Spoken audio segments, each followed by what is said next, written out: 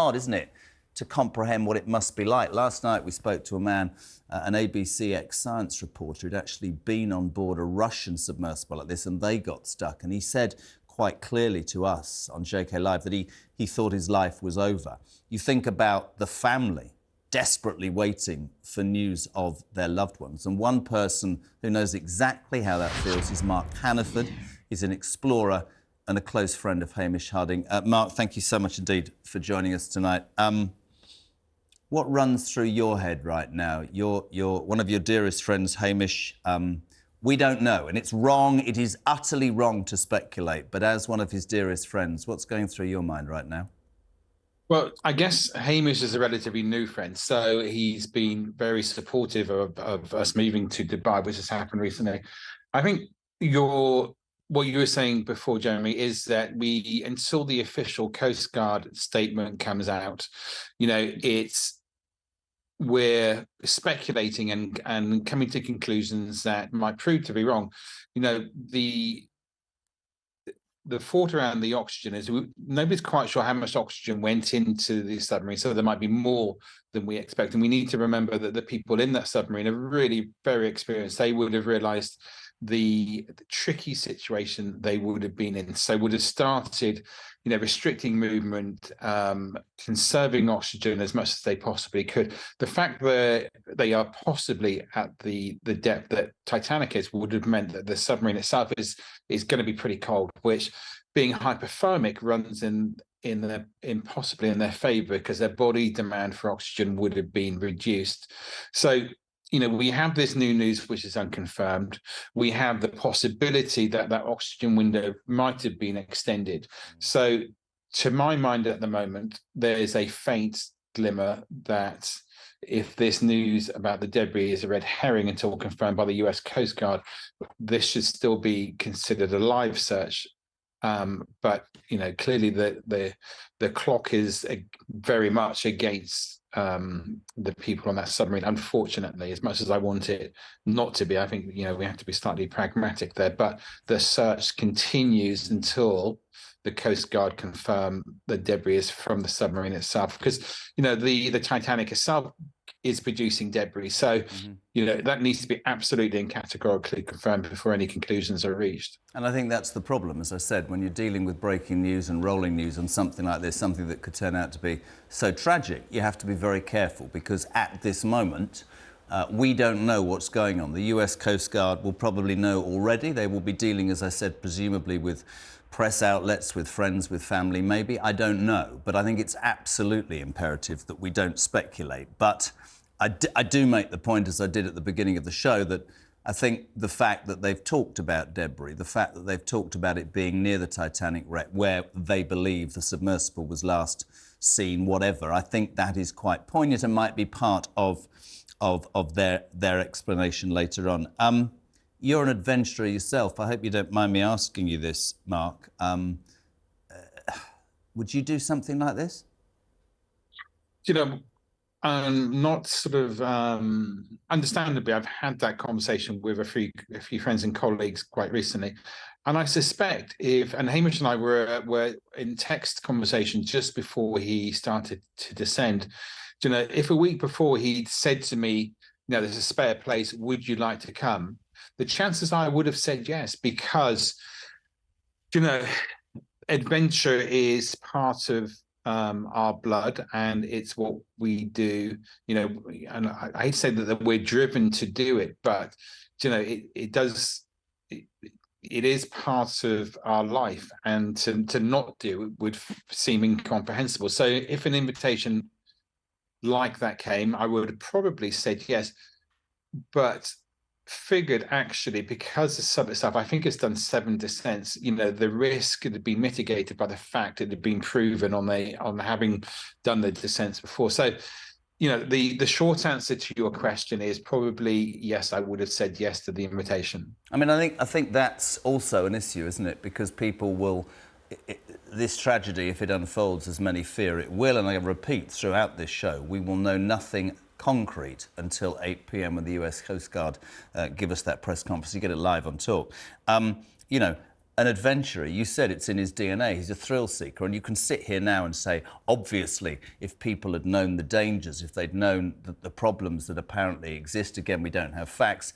But at that moment in time, you've made the point. Can I just bring in some latest news, actually, while you're still with me? Mark, we've just had an update from dive expert David Mearns, who told the BBC just now the debris does include a landing frame and a rear cover from the submersible itself. Mearns is a friend of passengers on board the Titan. Your response to that, Mark?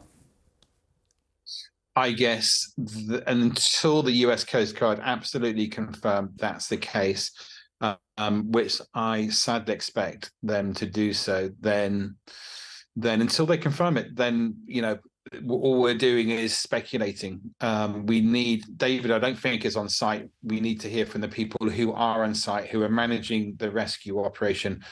And if that becomes a recovery operation, it's their decision that at which point that, you know, is junctions passed. Could not have put it better myself. Thank you, Mark. At a difficult time for you as a friend of Hamish's. We appreciate you joining us on Talk. And if you are tuning in just now, my friends, I'd like to bring you the breaking news that in the past few hours, the US Coast Guard has confirmed that debris found near to the Titanic wreckage is that of the missing Titan submersible. Joining me to discuss this in more detail, former Royal Naval Officer, Admiral Roger Lane-Knott. Admiral, I really appreciate you being on. You've given us your expert opinion on this story all week. The breaking line, we just heard from David Mearns saying a landing frame and a rear cover of that submarine is part of the debris. I talked about the timing of the announcement by the US Coast Guard at 3 o'clock this afternoon and what I thought was relevance in that it was near the Titanic wreckage. What's your overview here on this?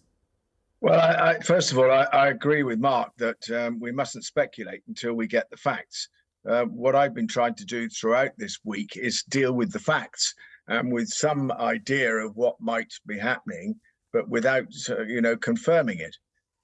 Yes, I've heard this too, that the landing frame, which is an integral part of the structure of the submersible, is actually what part of the debris, and also the cover at the back, which is only a fiberglass fairing, that is also. But what we don't know is we do not know whether the actual submarine is in one piece or not, and is part of that debris. And I'm sure we'll find that out at 8 o'clock when we get the press conference. There are some interesting things that have happened today that I've picked up.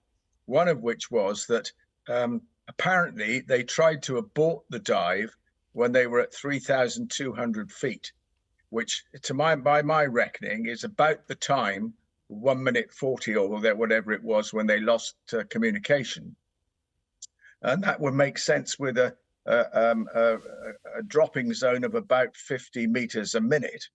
That is very interesting, and it also could tie in, and I'm speculating again. It could tie in with what the U.S. Seismic Authority reported. Something like an implosion at about the same time earlier in the week. But again, we don't know. We just don't know. And I think that is the point. And if people are tuning in the whole time, you know, there are stories left, right and centre. What I can say absolutely confidently, Roger, is that press conference at 8 o'clock will give us the facts that we need. And yes, speculation is a terrible thing. And as I said, to Mark, people will talk about the submersible. They'll talk about the trip. They'll talk about the sorts of people that would do that. But let's just put this into context. Whatever the rights and wrongs, there will be time aplenty for that. There are wives, sons, daughters, and wider family waiting for what I guess many of them will now believe to be the most upsetting news you can ever receive. And so as we pore over this story and wait for 8 o'clock, it's very difficult. And this next question is difficult, Roger, but I hope we've got to know each other over the last week. Without speculating, what's your opinion at this point, as an expert? Well, submarines are dangerous things, whether you're in a big one or a small one. The reality is there have been accidents, tragedies throughout history on this. Well, certainly over the last 100 years since the submarine world has really been going. And, You know, you can think of plenty. One, the Argentinian submarine sank last year, and then we've had the Peruvian one. We've had ones in the other ones as well. But what I feel now, I feel desperate for these guys because they're fellow submariners to me. They're one part of my group. And I may not be a member of the Explorer Society, but I certainly understand the issues and the risks and the professionalism that they put into it. And that we mustn't forget that. They're doing things that really going to the edge. And we need people like this to actually go and explore. And we don't know enough about the ocean. We really don't. And we need to find out more.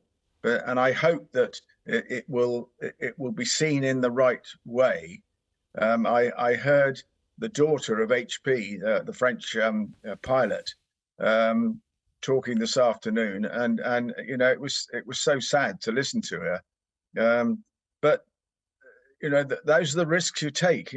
I mean, I took risks and got away with it, and not everybody does. Explorers are different from military personnel. Just briefly before we move on, my friend, you were in military submarines. Was there ever a moment where things went wrong when you had that feeling that, good God, I'm thousands of feet below the ocean, what next? Oh, yes. Oh, yes. Several. You know, but again, we train to deal with those situations. I've had some extremely dodgy situations where I really thought my submarine and I and my crew were in trouble, and we managed to get out of it. But again, that came down to training, expertise, professionalism, and those things. And you know, I'm not alone. There are submariners throughout the world, in all countries. You know, look at the Kursk. Look at what the Russians have been up to. The French have lost submarines. The Israelis have lost submarines. The Peruvians and of course the Argentinians. So it's one of those things that if you like that sort of thing, and to me the excitement and technical challenges of submarining were enormous. And I absolutely loved every minute I did, despite having been in some very, very tricky situations. I won't go into them here, but there were some very tricky situations. Roger, thank you so much indeed. Admiral Roger Lane, not former Royal Navy officer. So.